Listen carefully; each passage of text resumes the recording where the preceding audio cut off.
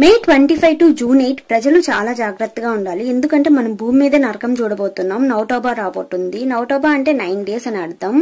ఈ నౌటాబా ఎందుకు వస్తుందంటే సూర్యుడు రోహిణి నక్షత్రంలో ప్రవేశిస్తాడు. అలాగే భూమికి చాలా దగ్గరగా వస్తాడు.